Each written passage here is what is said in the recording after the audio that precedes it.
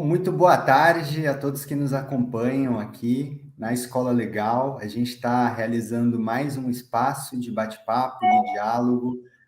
Mais uma vez agradeço a oportunidade, o convite que o Volmer nos fez, né? Estou aqui hoje com a professora Maria Inês Fini, que tem uma longa trajetória e hoje está presidindo a ANEBI, que é a Associação Nacional de Educação Básica Híbrida, e é também pesquisadora, né, do Instituto de Estudos Avançados, a gente estava comentando aqui, tem feito uma série de projetos. Então, muito bem-vinda, é um prazer estar aqui com você hoje. Muito obrigada, viu, Ergon? O prazer é meu. O Vomer é alguém que eu já estou acompanhando há um tempo e todos juntos aí no movimento grande de apoiar as escolas nesse momento. O prazer é todo meu. Obrigada. Perfeitamente. Eu queria até aproveitar, como o nosso bate-papo aqui é um pouco rápido, logo de cara já entender como tem sido a atuação da ANEBI, como que está o debate no campo, no geral, nessa questão do ensino híbrido. Porque a gente chegou numa pandemia, os estudantes ficaram em casa, né, tiveram que ficar em casa, muitos não tiveram acesso à educação à distância, né, e que isso, se a gente puder chamar de educação à distância, porque não era necessariamente um método de educação à distância, né? Era mais um ensino remoto. E agora a gente tem novas formas de metodologias de aprendizagem se sobressaindo, né? Se mostrando necessárias nesse momento para a gente conseguir pensar alternativas. Então, como tem sido a atuação da ANEBI e desse debate como um todo no ensino híbrido na educação básica? Olha, Ergon, eu agradeço a oportunidade de poder falar sobre isso. Nós temos atuado em muitas frentes. A primeira delas é diretamente o apoio aos nossos professores e gestores. Nós fazemos seminários, reuniões técnicas, happy hours, chamamos os maiores especialistas do Brasil para debater o tema. O conceito mesmo, né, e aqui me permite corrigi-lo, é de educação híbrida, porque se você falar em ensino híbrido, você elimina a aprendizagem. E o conceito pelo qual nós estamos lutando é aquele que envolve ensino e aprendizagem presenciais combinados com ensino e aprendizagem remotos. E temos procurado, bom, esclarecer grandes equívocos em torno do tema. O primeiro deles é você vincular obrigatoriamente o remoto a plataformas digitais. Se você fizer isso, você já está condenando de antemão 80% dos alunos da escola pública do Brasil. O INEP fez um levantamento, junto com o censo de 2020, por meio de 15 perguntas apenas.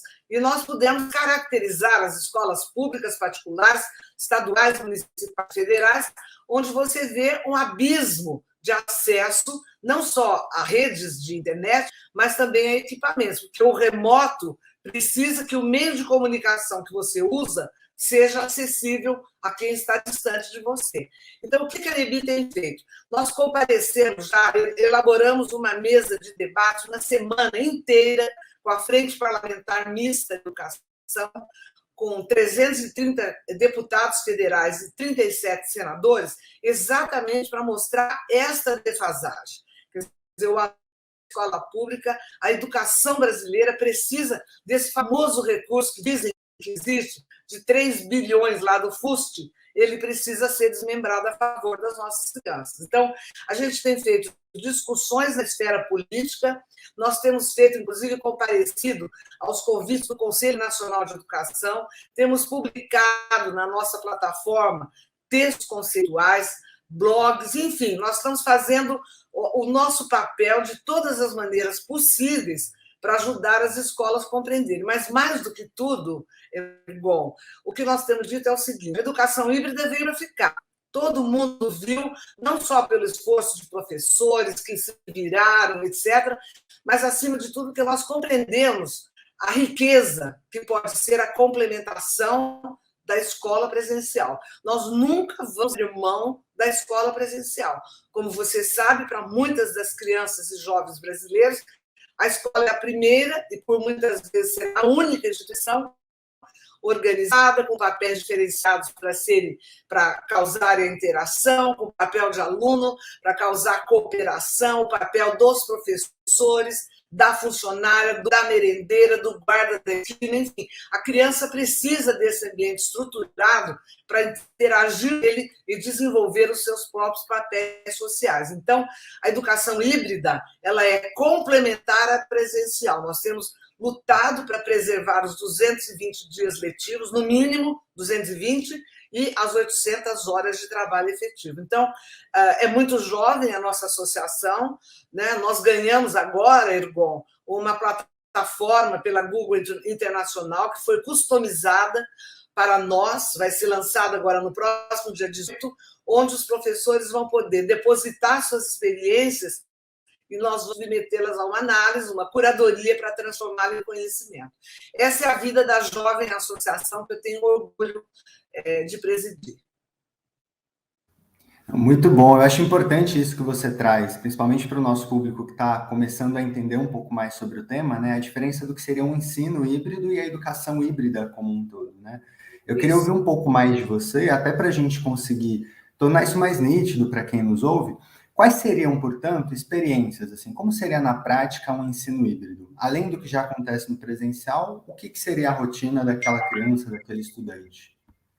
Então, veja bem, Ergon, o que o ensino, o que a educação híbrida está a exigir agora é um projeto pedagógico renovado, porque ele vai ter que contemplar aquilo que vai ser privilegiado na etapa presencial e aquilo que poderá, por meio de uma metodologia que não depende de computador, é lógico que nós queremos que todas as crianças brasileiras e as famílias tenham esse acesso. Mas, enquanto isso, por exemplo, nós podemos usar a metodologia de projetos, que o aluno não precisa de computador para desenvolver, e ele pode complementar de maneira ativa em torno de um problema ou de um tema que o professor, sempre é o professor que vai trabalhar dentro do seu projeto de ensino, mas ele pode compartilhar métodos e maneiras de motivar esse aluno que aparentemente alguns nos abandonaram, outros dizem que preferem estudar em casa, ou seja, nós temos que retomar um pouco essa grande motivação. E a maneira de fazer isso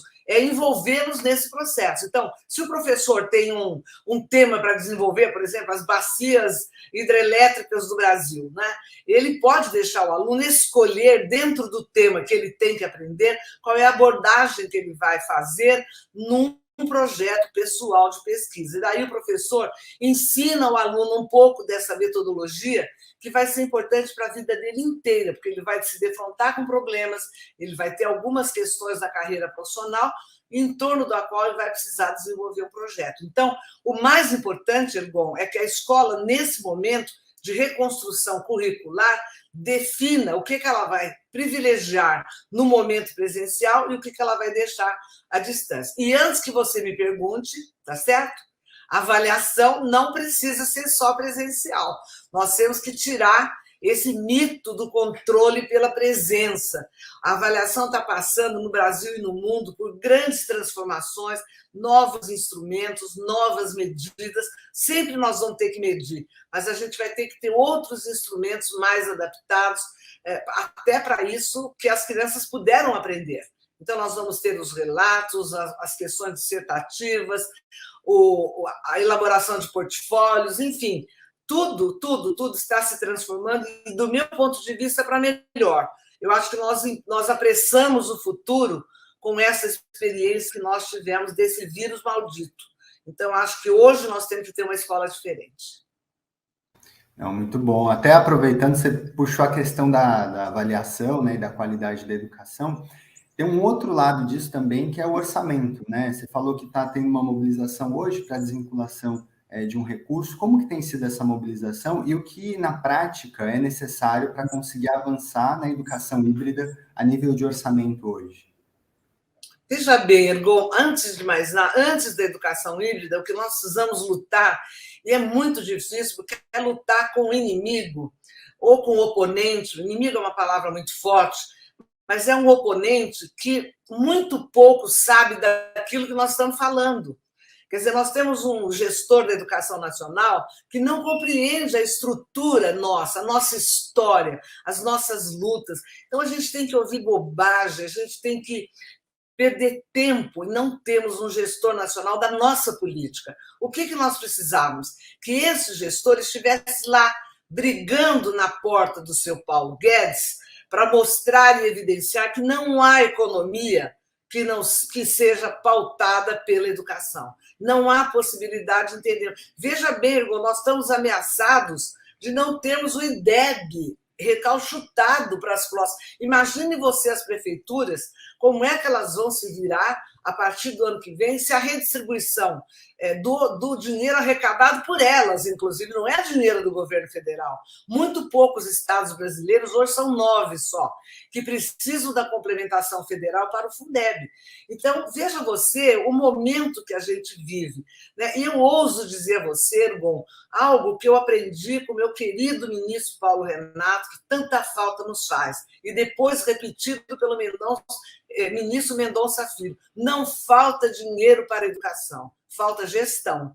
Então, Ergon, eu lamento profundamente ter que reconhecer isso. Quem é que vai brigar com o Paulo Guedes? Eu? A Undime? O Concede? A Nebi? Quem tem que brigar com ele é o nosso representante na esfera primeira do governo. E eu lamento dizer, profundamente, com todo o respeito humano que eu possa ter ao pastor Milton, né? Ele, de fato, não sabe do que está falando. Tais são as bobagens que ele falou acerca de crianças com necessidades especiais em classes comuns, acerca de acesso ao ensino superior que não é para todos. Então, Ergon, nós estamos, de fato, num momento muito difícil. Agora, isso teve um lado muito positivo. Por quê? Os diretores de escola, os secretários municipais, os secretários estaduais tomaram a batuta das suas redes e reagiram, estão reagindo com todos os recursos que têm. Eu acho que esse é um fato muito positivo, que eu espero que a história registre. É curioso que a gente viu, né, nesse contexto de pandemia, a omissão do governo federal tem exatamente feito entes subnacionais se mobilizarem para conseguir viabilizar recursos, para conseguir ter uma política comum, né? A gente sabe o quanto, às vezes, a falta de uma coordenação nacional, isso do federalismo, né, pode impulsionar as desigualdades, porque aí você não tem uma régua comum, você não tem uma política comum que está sendo seguida, né? Como você enxerga, né? A gente está num Brasil hoje em que mais da metade da população está em insuficiência alimentar, né? Como você enxerga esse contexto no que diz respeito à educação como um todo, né? A gente passou pela pandemia, muitas crianças dependem da alimentação das escolas para conseguir ter um alimento ali no dia, né? E é o que você disse, a gente tem uma omissão no governo federal. O que a gente pode fazer diante disso? Então, né, Ergon, eu acho que o que essa pandemia mostrou para a educação é que ela não é uma política isolada, ela está no conjunto das políticas sociais. Essa questão da alimentação que você fala é uma coisa gravíssima. Nós temos brasileiros de extrema pobreza morrendo de fome. Nós temos gente comendo, buscando pelanca de osso para poder se alimentar. É impossível que você não se sensibilize com isso. E a educação não pode ficar alheia. Você falou de crianças que precisam da escola para comer. Eu digo a você o seguinte: nós sabemos de muitos jovens que estavam morando com os avós e que os avós os sustentavam com as bolsas de aposentadoria. E esses avós morreram, esses jovens foram para a rua. Nós precisamos ter uma política maior do que a política educacional só, para criar bolsas, permanência para esses alunos da escola. Isso tem que envolver prefeitos, tem que envolver secretários de cultura, de transporte. Quantas mães que dizem que não pode pagar o transporte para levar a criança agora que vamos voltar? Então, Ergon, eu acho que a conjuntura nacional, que se agravou muito nas cores sociais, da pobreza, do abandono. Para mim, a fome é a coisa mais angustiante que eu já vi. Né? Eu sou colaboradora do Médicos Sem Fronteiras e da Unicef, que eu não consigo olhar para aquelas crianças daquela maneira. Mas e as crianças brasileiras? Quem é que vai cuidar delas? Quem é que está olhando para as nossas periferias? E a escola, Ergon, ela pode ser um raio de concentração de forças sociais. Por quê? A pandemia nos ensinou que a família é uma grande aliada nossa. Hoje nós temos um outro ecossistema na escola que envolve as vozes das famílias. Então, nós temos duas forças motrizes da sociedade, a família e a escola. E nós precisamos conviver com esta trágica realidade, mas não podemos ficar imobilizados. Nós temos que chamar o secretário de Educação do nosso município, o nosso prefeito, à frente dos prefeitos do Brasil, porque há um vácuo de gestão dos problemas brasileiros. Então, a grande lição que fica para a educação é que ela não está sozinha, ela integra um conjunto de políticas estruturais necessárias para a sobrevivência da nossa sociedade. Eu acho que essa é a grande lição, viu, Ergon? Acho que as organizações não governamentais, sociais, todo mundo, nós temos que fazer uma grande mobilização. E, do meu ponto de vista, poderá ser feita através e por meio da escola. Muito importante. Até essa questão, né? Você comentou sobre o ministro. A gente viu a omissão desde a época do Fundeb, o Ministério da Educação quase não se posicionou. Foi na véspera da votação ali da Câmara dos Deputados, quando já estava negociado o texto, que eles queriam abaixar, né, o percentual de complementação da União, né? Mas é curioso, professor, aqui, quando o ministro ele vem para falar sobre a importância da família, né, ele conduz tudo isso para uma narrativa do homeschooling, basicamente. Né? E aí eu queria entender a posição da ANEBI em relação ao homeschooling, porque eu imagino que às vezes as pessoas possam olhar educação híbrida e pensar, é deixar então o estudante em casa, é o pai acompanhando, é a mãe acompanhando. Então, qual que seria, portanto, essa diferença, né, entre o homeschooling defendido como quase que política única pelo Ministério da Educação, porque ele tem feito live, né, falando sobre homeschooling, tem feito produção de vídeo, isso está indo dinheiro público, né, e a proposta política mesmo, a plataforma de metodologia de aprendizagem que a ANEBI tem trazido. Então, Ergon, eu vou me permitir dizer para você que eu vi, assistir a ida do nosso presidente na abertura do ano legislativo. O único projeto educacional que ele mencionou foi o projeto do homeschooling. Eu fiquei tão assustada com aquilo, Ergon, tão assustada com aquilo. Veja, a escola é um espaço social consagrado há séculos. Os professores são profissionais, pode falar que a preparação deles está defasada, etc. Mas eles são figuras importantíssimas nessa gestão interativa do desenvolvimento de nossas crianças e jovens. Nós evoluímos muito. Na década de 90, conseguimos botar todas as crianças na escola, no ensino fundamental. Agora, estamos consagrando para a infância um momento muito importante na educação formal. A base consagrou lá, identificou, através do lúdico, da brincadeira, quais são as experiências que elas têm que viver. Fizemos uma reforma do ensino médio. Enfim, nós estamos evoluindo. Não é possível imaginar que essa escola possa ser destruída. Veja bem, Ergon, quem são as famílias que vão orientar os seus filhos? Nós conhecemos a formação das famílias, da maioria das famílias que não tem nem o ensino fundamental 1. Muitos pais e mães são analfabetos. Ainda assim, ainda que fossem letrados e pós-graduados, a escola como ambiente social faz falta para todos. Não se trata de passar informação apenas para a família, para as crianças ou para as novas gerações. Isso é a escola do passado, isso não existe mais. Informação está em todo lugar. O que nós precisamos é ensinar as crianças e jovens a transformar a informação em conhecimento. E, para isso, ela precisa do embate de ideias, ela precisa desenvolver projetos, ela precisa do olhar do outro, ela precisa aprender a compartilhar, aprender a desenvolver argumentos no ambiente escolar. Eu sou literalmente contra o homeschooling. Não há a mínima possibilidade de eu aceitar, nem sequer discutir ideia, viu, Ergon?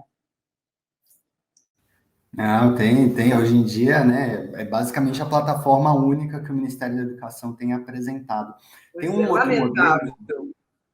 outro modelo que tem sido bem debatido, principalmente aqui no estado de São Paulo, que são as famosas PEIs, né, que é o Programa de Educação Integral. Qual a sua avaliação, a avaliação da ANEBI? Porque eu imagino que, assim, basicamente, pelo que eu tenho entendido, a educação híbrida ela está dizendo que não basta tão somente a escola, mas como também não basta tirar da escola, do ambiente físico escolar. Né? É preciso um complemento a isso, é preciso algo a mais para estimular um processo de aprendizagem completo, né? E não só ali sentado na cadeira olhando para uma lousa. Mas como se relaciona essa proposta, por exemplo, de educação integral que a gente tem visto no estado de São Paulo?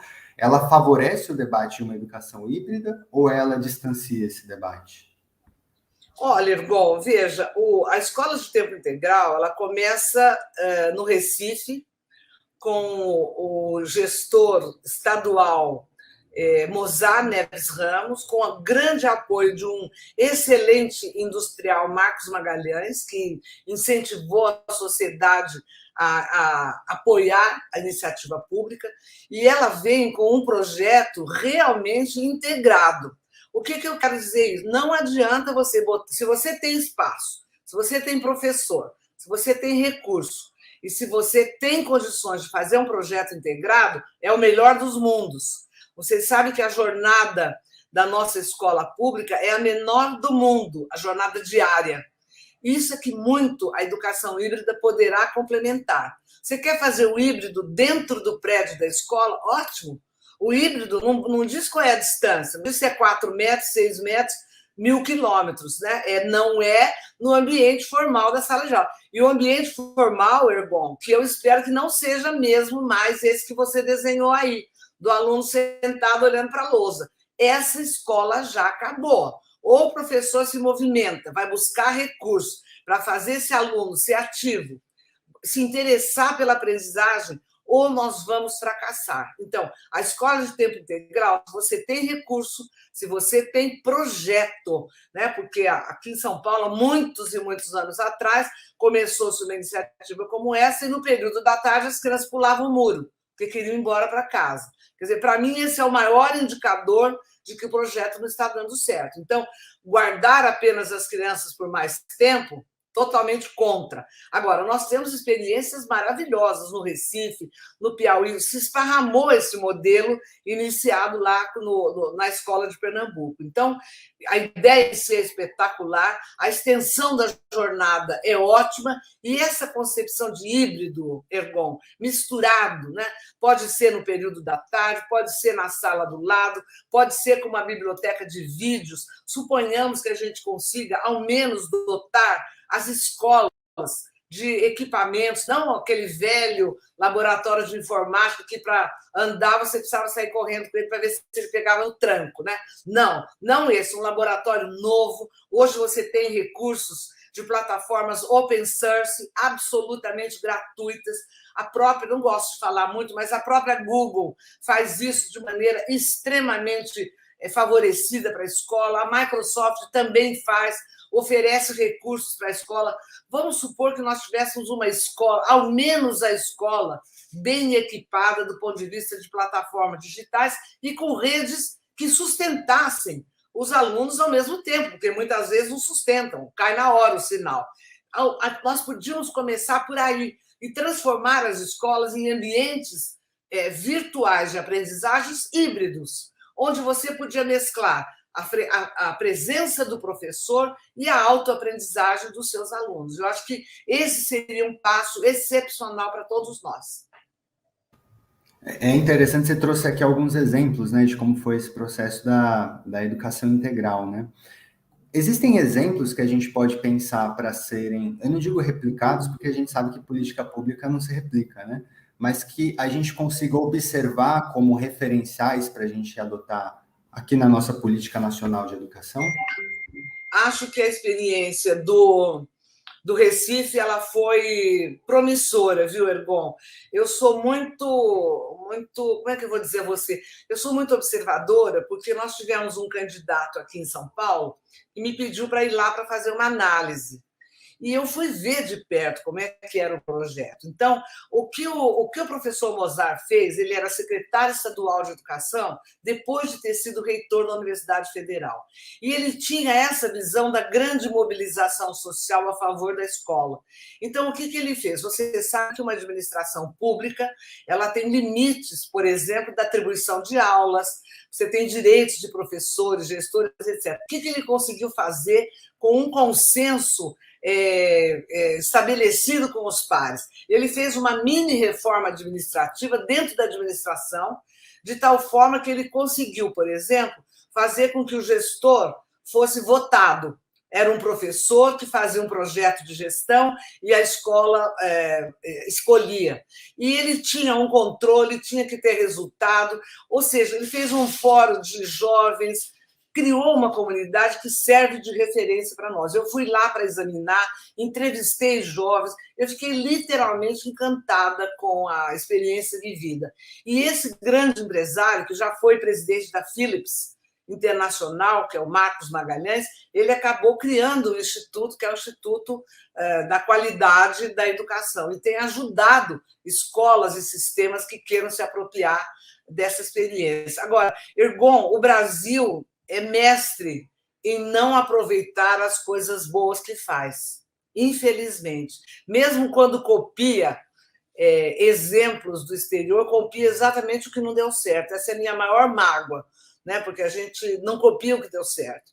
E nós fizemos agora, na ANEBI, Ergon, nessa semana que passou, em todas as noites, fizemos um seminário intitulado A Rede Aprende com a Rede. E foi maravilhoso. Nós focalizamos gestão, experiências de gestão pública e privada, experiências de formação de professores e experiências de diálogo com famílias e estudantes. Olha, estou muito orgulhosa de todos os que colaboraram conosco.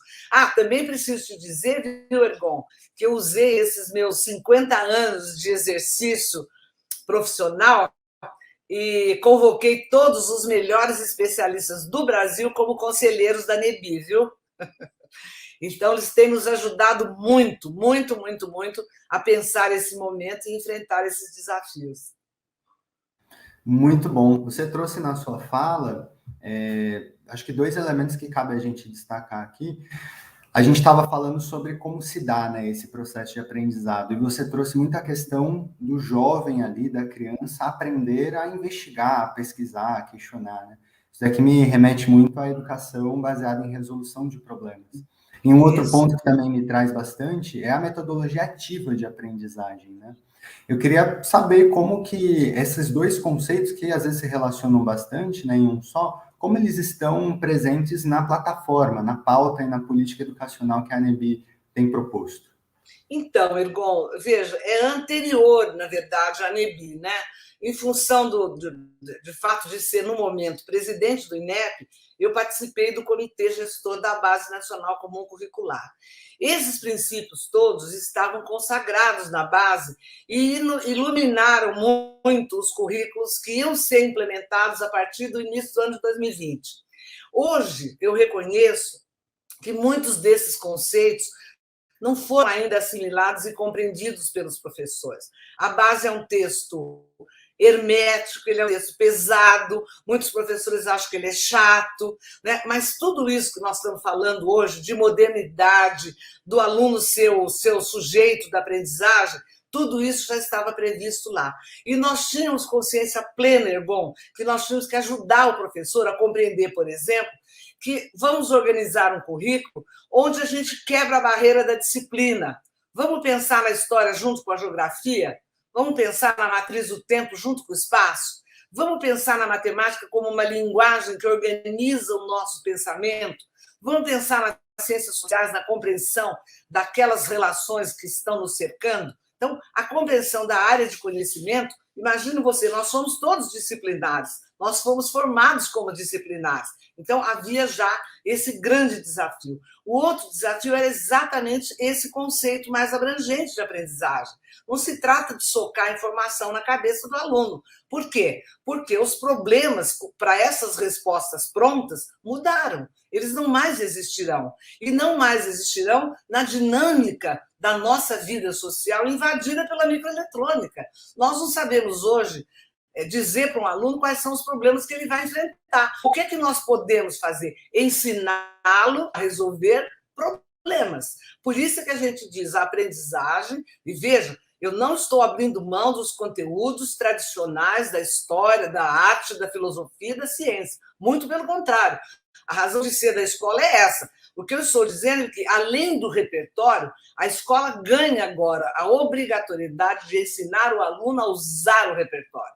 E usar o repertório em situações inovadoras, preparando, robustecendo essas capacidades do aluno de enfrentar problemas. Veja você, Ergon, quando eu falo com professores hoje, Eu digo assim, olha o que vocês viveram na pandemia.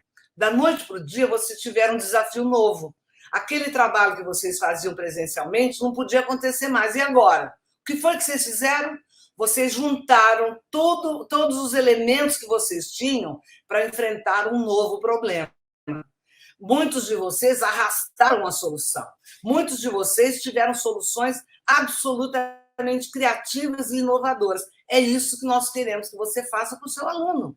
Proponha para ele um dilema, desafie a sua estabilidade e oriente-o para usar aquilo que já sabe e buscar aquilo que ainda não sabe para poder resolver o problema.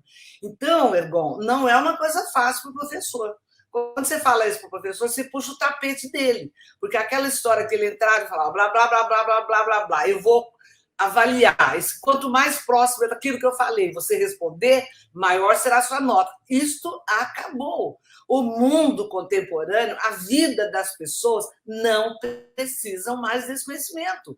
Até porque se a gente precisar dessa coisa livresca, informativa, ou a gente vai para o computador ou vai para os livros que estão aqui, que são inseparáveis da nossa vida. Então, Ergon, já era muito difícil para o professor. Aí, bom, vamos então fazer metodologias ativas, né? Muitas vezes a educação híbrida é confundida com essa ou aquela metodologia ativa. Metodologia ativa, gente, é qualquer uma das metodologias que o professor usar para colocar o aluno para trabalhar. Veja, não estou abrindo mão de conduzir o processo de aprendizagem, mas eu vou fazer o aluno participar dele vivamente. Até porque ele vai se interessar, isso vai ser significativo para ele, ele de fato vai aprender e não vai esquecer, não precisa decorar. Né? Quando me perguntam, bom, professora, mas e a tabuada? Eu falo, olha, a hora que a criança souber que 4 vezes 4 é igual a 4 mais 4 mais 4 mais 4, pode decorar. Então, enquanto ela não souber que a multiplicação é a soma, nós não vamos ter condições de fazer decoreba, porque não tem sentido isso. Então, Ergon, já era muito difícil isso que a base trazia, mas nós tínhamos consciência de que precisávamos apoiar os nossos queridos professores, eles precisam ser apoiados.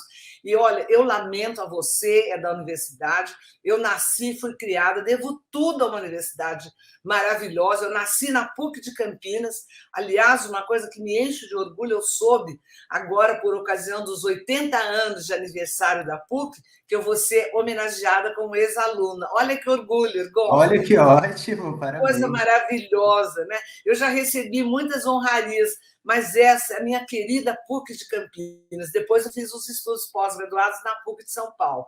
Mas nós somos criados na universidade. E é com muita dor no coração que eu lhe digo que a universidade brasileira não tem a solução para a escola pública de educação básica hoje. Então, o que cada escola vai ter que fazer? Ela tem que organizar a sua demanda. Ela não pode pedir para a universidade pensar por ela. Ela sabe o que precisa. Então, esse novo gestor vai ter que organizar com os seus professores um coletivo de professores e eles vão dizer, olha, eu preciso aprender a mexer nas engenhocas de computação, eu preciso aprender a melhorar as lições de casa que eu vou organizar, eu tenho que aprender metodologia de projeto, eu tenho que aprender mais física, eu tenho que aprender mais química. Enfim, é a escola que vai ter que tomar essa iniciativa de apoiar os professores. Se eles não forem apoiados, Ergon, lamentavelmente nós não vamos caminhar. Aproveitando e até perguntando, você está dizendo aqui sobre essa questão de como o estudante ele se vê num centro, né, da construção desse processo como um todo, aliado ao professor. Isso daqui é um princípio também para a gente criar futuros pesquisadores, futuros cientistas, né? Futuros desenvolvedores de novas tecnologias, e aí eu digo tanto as tecnologias sociais quanto as tecnologias materiais mesmo, que a gente segura, né? E aí a gente está num país em que a gente recebeu a recente notícia de 90%, né, quase de corte nos recursos que iriam para o CNPq, e, além disso, a gente tem um histórico longo aí de fuga de cérebros, que a gente ouve cada vez mais falar, ainda mais quando a gente tem a economia como um todo, né, má conduzida, crise, enfim, e a gente tem falta de perspectiva. É possível, por meio da educação híbrida, por metodologias que a gente pense essa formação mais complementar, a gente estimular a formação de novos cientistas, de uma geração de pesquisadores, e pesquisadores enquanto espírito pesquisador mesmo, né? Não necessariamente o pesquisador que vai lá na academia, produz um relatório, protocola aquilo, mas o espírito de pesquisador. Mesmo em um país em que a gente tem todas essas barreiras ao estímulo à pesquisa e à ciência e à tecnologia. Veja bem, Ergon, você está colocando a bola na boca do gol e segurando o goleiro para eu chutar, viu? Eu agradeço muito a você. Veja bem, Ergon, eu acho que nós temos que bater bumbo por mais verbas para ciência e tecnologia, mas bater bumbo bem forte. No ouvido do ministro, desse outro aí, do astronauta, do Paulo Guedes, onde a gente puder, no sindicato, nós não podemos abrir mão dessa reivindicação. Isso tem que fazer parte da nossa cidadania, nós não podemos nos calar.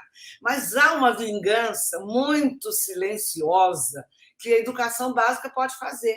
Eu costumo dizer, bom, que ou a gente mata ou a gente cultiva o prêmio Nobel lá na educação infantil. Tá? Observar. A criança é curiosíssima. Então, brincar. Olha o que a Base Nacional fez. Ela disse: olha, a metodologia de trabalho é lúdica, é na brincadeira. Então, você tem espaços para o desenvolvimento corporal, para a observação da natureza, para fazer as bases das primeiras estruturas científicas, metodológicas, de observação. A gente nunca deve responder uma pergunta de uma criança com uma resposta. A gente tem sempre que devolver a pergunta e ajudá-la a cada vez mais fazer perguntas. Eles incomodam? Sim. Eles dão trabalho? Sim. Porque cada vez que você responde, ele te pergunta mais uma. Agora, nós precisamos valorizar esta curiosidade, essa observação da natureza, do bichinho que anda, daquele que tem 4 passos. A observação, Ergon, que pode ser estimulado dentro de casa. Muitas vezes as mães me perguntam: eu estou em casa sozinha, eu não sei o que fazer, eu tenho que ensinar a ler. Eu falei: calma, vamos explorar o ambiente familiar. A escola, ela repete o ambiente da família. Entra numa escola de educação infantil, tem o quartinho da boneca, tem a mesinha da comida, tem a cozinha, tem os artefatos da cozinha. E a casa real? Então, eu ajudei muitas famílias, Ergon, dizendo: olha, vamos fazer o seguinte, vamos fazer uma receita junto, põe as quantidades, pergunta onde tem mais, onde tem menos. Enfim, eu acho que nós podemos criar o nosso prêmio Nobel se nós respeitarmos esse sujeito da educação básica, incentivando a criatividade, valorizando a curiosidade desde a educação infantil. Volto a dizer, viu, Ergon? Dá muito menos trabalho você mandar, controlar e fazer obedecer. Para você criar mentes livres, questionadoras e criativas, dá um trabalho, Ergon, dá um cansaço que você não pode imaginar. Tem hora que você fala: onde é que eu estava com a cabeça de fazer isso? E eu falo isso como mãe, como professora, não é? Durante como colega de turma, em muitos aspectos. Se você não tiver uma cabeça muito aberta, você escorrega e vai para o autoritarismo. Porque tem hora que cansa. Eles têm uma energia inesgotável e a sua acaba. Mas a criança precisa ser celebrada, viu, Ergon? Ela tem direitos que precisam ser assegurados, inclusive neste mundo digital. Muito bom. E professores, principalmente, que estejam interessados em conhecer mais sobre a educação híbrida, sobre toda a plataforma que vocês têm apresentado, por onde eles podem procurar vocês? Existe algum tipo de Temos um site, associação?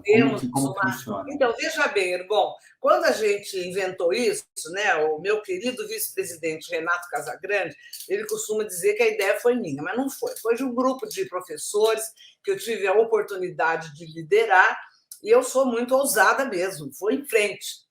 E aí pedi para alguns grandes amigos educadores. Eu tenho um princípio que é o seguinte: quando eu estou pedindo dinheiro, como nunca é para mim, eu peço mesmo. Então, alguns parceiros institucionais nos ajudaram com algum aporte para a gente poder ter um site, para a gente poder criar um estatuto, registrar o estatuto, e a Google deu agora essa plataforma para nós, né? Nós temos os associados, os professores brasileiros pagam R$ 70 por ano, Ergon, e eles têm direito a textos, a lives, a happy hours, a mesa redonda, a reunião técnica, enfim, a tudo isso, né? O nosso endereço é anebi.gov.br. Eu gostaria de convidar todo mundo que está nos ouvindo que se associem, que venham conosco, porque nós ainda vamos continuar lutando muito para apoiar os professores brasileiros, viu, Ergon? Essa tem sido a tônica da nossa vida profissional. Perfeitamente. Caminhando aí para os nossos minutos finais, gostaria de aproveitar e pedir suas considerações finais, alguma mensagem que você queira deixar, algo que eu esqueci de perguntar. Eu quero, em primeiro lugar, cumprimentar os professores brasileiros por ocasião do Dia dos Professores, né, nessa semana de outubro. Quero dizer a eles o meu profundo agradecimento e a minha admiração. Eu espero que eles se orgulhem do exercício dessa profissão, que ergam bem o nariz e digam: eu sou professor. Enchem a boca para dizer. Sei que estão cansados, mas eu deposito a mais positiva expectativa no trabalho de vocês. Os tempos que virão serão tempos difíceis para todos nós, mas nós vamos enfrentá-lo com essa garra que vocês já demonstraram. Então, quero cumprimentar, agradecer os professores do Brasil por tudo que fizeram e animá-los, incentivá-los e dizer da nossa disposição para apoiá-los para tudo aquilo que virá. E agradecer a você, viu, Ergon? E ao Vomer também por essa oportunidade desse bate-papo. Muito obrigado, agradeço ao Vomer também, ele tem me aproximado aí da Escola Legal, eles têm feito uma série de atividades muito importantes, e agradeço enormemente a todos que nos assistiram, nos acompanharam, e fiquem ligados aí na plataforma da Anebi, acessem, acompanhem as atividades, e vamos seguir por aqui também. Muito obrigado, viu, pessoal? Obrigada, Vomer. Obrigada, Ergon.